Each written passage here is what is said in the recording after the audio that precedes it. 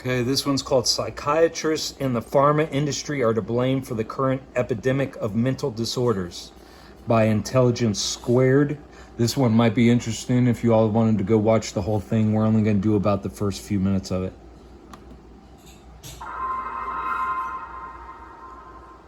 I'm assuming that none of you suffer. And I got this at 1.5 speed, guys. So if it sounds weird, he's not on crack, I don't think.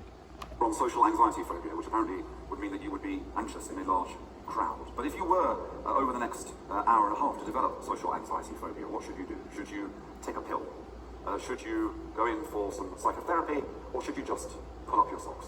No, if you have anxiety, you need to get to the root of your anxiety. That is the only way you solve anxiety. You do not solve anxiety by taking a pill. You do not solve anxiety by eating something. You do not solve anxiety by having sex. You do not solve anxiety by going shopping.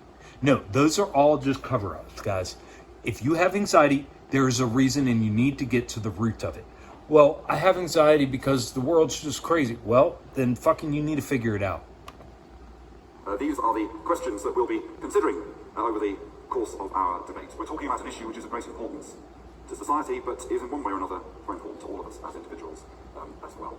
The motion is this: we've overdosed. Psychiatrists and the pharmaceutical industry are to blame for the current epidemic of mental disorders.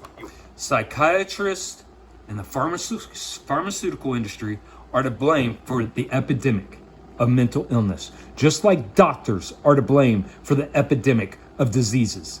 And I can go on, just like the governments to blame for all those woes, just like the education systems to blame for all those woes, just like the food industries to blame for all those woes. Do you see, guys? These are all industries. What is an industry? An industry is commerce. It's set up to make money.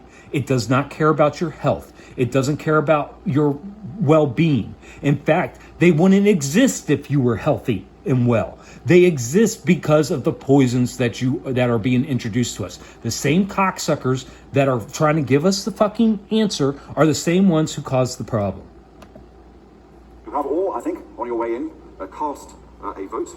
And we'll be telling you slightly later in the evening what the result of that initial vote was, because we have a deeply thoughtful intellectual group of speakers, but I can also tell you, because I've been in the green room with them before, they're all very competitive. They all want to be able to demonstrate by the end of the evening that they have won you over from your... particularly want to refer to them. I've been on a journey with this question for many, many years, and it's affected me vitally and personally. And I suspect it's affected a lot of people in this hall vitally and personally as well. What I want to talk about first is a documentary I made for Radio 4 last year to mark the 25th anniversary of Prozac, a selective serotonin reuptake inhibitor. Most of you will be familiar with this category of neuropharmacology. Statistically, a substantial number of you in this hall tonight will be taking an SSRI. It's just a fact. Something like 20 million prescriptions for these drugs are written every year in this country. When I went into making the documentary for Radio 4, I really tried to keep an open mind on the subject. But my background view was that the selective serotonin reuptake inhibitors were overprescribed. I'm just going to pause it. Guys, anybody with a thinking brain knows that these things are fucking overprescribed. My feeling was, because I come from that kind of place and generation, was that these drugs were mostly often being prescribed for what used to be called exogenous depression. In other words, depressions that are caused by things like your partner leaving you, losing a job, and illness, rather than for endogenous depressions that are caused by a chemical imbalance. But beyond that, I didn't really have any strong views about SSRIs, or at least I didn't think I did.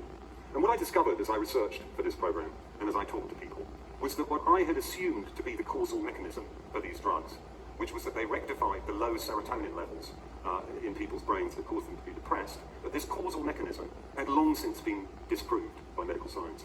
And indeed, when I interviewed for the program the head of marketing at Eli Lilly, the pharmaceutical company that produced Prozac, he conceded that there was only a statistical correlation between taking Prozac and the alleviation of depression. Damn. That's so sick, man. That is unreal. In other words, the man responsible for marketing this drug didn't know how it worked. The men who were responsible for marketing the drug didn't even know how it worked. They were just selling a drug. The industry. Okay? I think think that's kind of astonishing, actually. Yeah, it is. How is it allowed? Oh, because our government, big business, big pharma, the medical industry, the education, all work hand in hand. Not only that, but the double-blind and longitudinal studies of selective serotonin reuptake inhibitors show, to my satisfaction at least, that a good brisk walk, a talk with a friend, or heroin are all just as effective in alleviating depression as a selective serotonin reuptake inhibitor. Actually, heroin's rather better. Did you hear that? That's no joke, guys. He's not playing. So, most of these people who are on SSRIs for fucking depression, all they need is a loving safe space. All they need is a friend.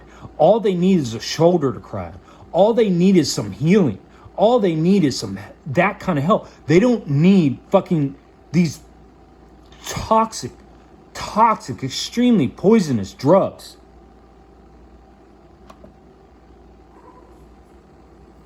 However, I do believe that SSRIs work. One of the people who I interviewed for the program was my own GP, who at one point had offered me an SSRI in order to help me give up smoking.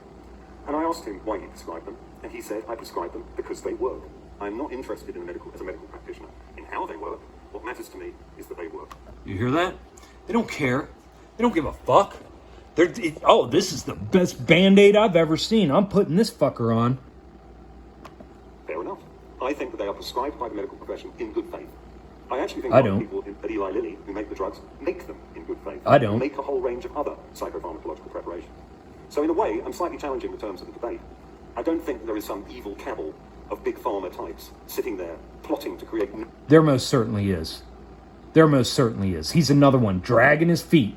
Doesn't want to believe it. Want to believe there's a cabal, that there's a conspiracy. Ooh. No, he's just going to drag his feet till he hears all the experts. New drugs, they don't know how they work, and flog them to an unsuspecting public. What I think the crisis that we now face, and I do think we face a crisis in psychiatry and in the mental health professions generally in relation to these compounds, is we're all in it together. And the reason why they work is because of something that we don't usually like to talk about in scientific discourse. They work because of faith. See? Placebo.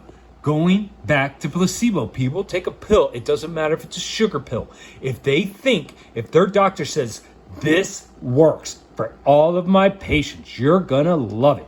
Just wait, right? And then they give that patient a sugar pill. That patient will recover. That patient will feel better. They work because we have faith. That's why the whole goddamn system's still running, because you cocksuckers have faith in it. The people have faith. And what we have faith in is medical science. Boy, do we have faith in it. We really believe in it. And why wouldn't we believe in it? The advances in medical science since 1950, it is not hyperbole to describe them as miraculous. Now, if you consider that in the days when we lived in the kind of societies that are exemplified by this magnificent sacerdotal building, you could believe in a sty spirit, and you could believe that a man in a dress was capable of acting. Okay, I'm just going to stop it there. I think I made my point. But feel free to go watch the rest of that. It's called Psychiatrists in the Pharma Industry Are to Blame for the Current Epidemic of Mental Disorders by Intelligence Squared. I'm not sure. Let's see if we can find out when that was posted. Real quick for y'all. How long ago? 8 years ago. And what he said, we've made leaps and bounds. I mean, no, we haven't. He sucks the dick of experts. He loves it. He loves status. That's what these people love. They love status. So when they speak, they're giving you a bunch of truths, but they're giving you a bunch of horse shit too.